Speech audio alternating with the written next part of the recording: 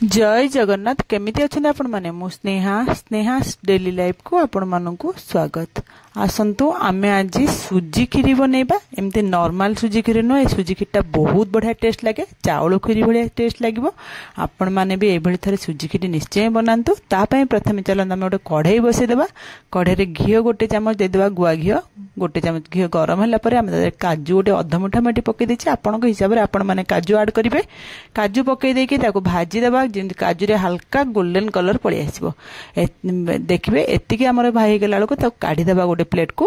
तापर सेई कढ़ई रे जेतिकी घियो हमर थिबो ना, सेतिकी घियो रे एठी माप आपण माने मन रखंतु। मु 5 टेबल स्पून माने 5 टेबल स्पून सुजी पकईची। बेसी हम पकेबेनी, आपण माने एई क्वांटिटी अनुसार भाग आप ठीक दे करिवे ना, देखिबे परफेक्ट सुजी खीरी हेबा, बहुत बढ़िया टेस्ट लागबो। ताको हमें लो फ्लेम रखिके हल्का भाजी देबा, जेमि सुजी रो से जो मॉइस्चरटा थाए सेटा जेमि मरि जिवो। आमे ताको गोळे गोळे भाजुथवा, न तळ तार पोड़ी जिवो। ताको गोळा बंद करिबेनी, एमती गोळौथबे न तळ पूरा पोड़ी जिवो। आमे 5 मिनिट एमती गोळे के ताको भाजी देला परे हल्का तार माने मॉइस्चरटा पळेबो, हल्का कलर टिके चेंज हे आसला लको आमे ताको काढी देबा। बेसी ताको पोड़ीला भलिया भाजिबेनी। आपण माने देखि पारुथबे मु जेतिकी कलर रखिकी बाहर करछि, आपण माने सेमती ए करिकी ताको भाजी देबे। देखंतु एतिकी हे गेला। आमे बेसी गोटे प्लेट को ए सुजीटाको काढी देबा, आ बेसी समय भाजिबा नै। एबे देखंतु सुजी गुडा पूरा भाजी हे गलानी। मु ताको गोटे जगह को एबे काढी दउछि। आ ए सुजी खीरीटा ना आपण माने थरे एमती जेमती मु बतौछि जेतिकी भाग माप सेतिकी भाग माप देई बनांतु, देखिबे बहुत बढ़िया टेस्ट लागिवो। आ भोजी भलिया खीरी भलिया टेस्ट लागिवो। काढी देला परे हम सेई कढ़ई रे आ गोटे चमच गुआ घियो पकै देबा। गुआ घियो पकै गोटे अध चमच हम चीनी पकै देबा। चीनी कैरेमेल पय जेनि चीनीटा कैरेमेल हमर देखंतु हे गलानी। हम एई टाइम रे खीर 750 ml पकैबे। बेसी खीर देबेनी, माने 5 टेबल स्पून सुजी रे 750 ml हला तार खीर। तार भाग माप एतिके आपण माने से अनुसार खीर आउ सुजी को ऐड करिवे।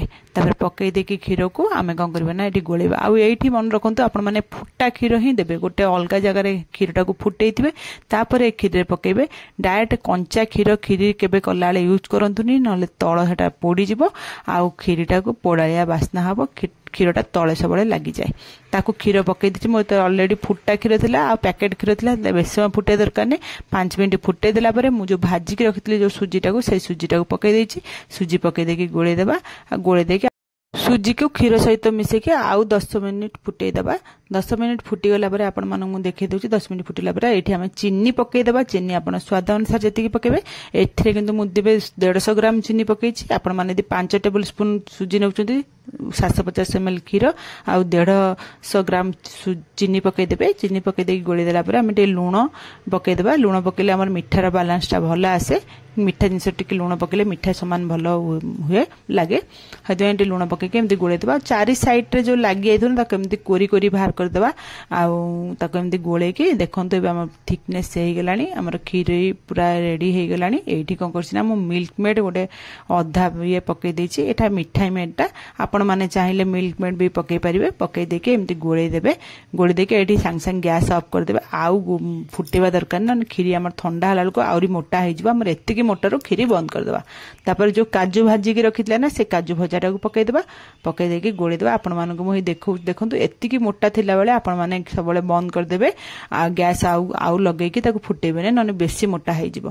तापर हम एठी गुजराती गुंड गोटे अध स्पून पकै देछि। आपण माने एमती गुजराती गुंड अध स्पून पकै देबे। पकै देकी ताको घोड़े देबा। सब फ्लेवर जेमति हमर खीरी रे भल्लो करी मिसी जिबा, हम घोड़े के रखि देबा। तापर मु एठी आ गोटे जगह को ताको खीरी को ढाली देछि। ठंडा हे जाइछि खीरी। आपण मानको हे देखै दउछि। चलन देबे आपण मानको बाड़ी के भी देखै दउछि। देखि पारथुए बाड़ी के एटा केते मोटा हे गेला। हेतिकी पानी थिला बेले आपण माने खीरी यदि बंद करिवे ताले ठंडा हे गेला परे से एतिकी थिकनेस तार एतिकी हे जिबा। खीरटा खाया को मते बहुत बडा लागिबो। आपण माने देखिले ही जानि पारथुए खीरटा केते टेस्ट हेतिबो। एटा सुजी खीरटा किंतु चावल खीर ठरु भी आउरी टेस्ट लागिबो। भलो लागिले मो चैनल को लाइक शेयर सब्सक्राइब निश्चय करिवे। रहुछि जय जगन्नाथ।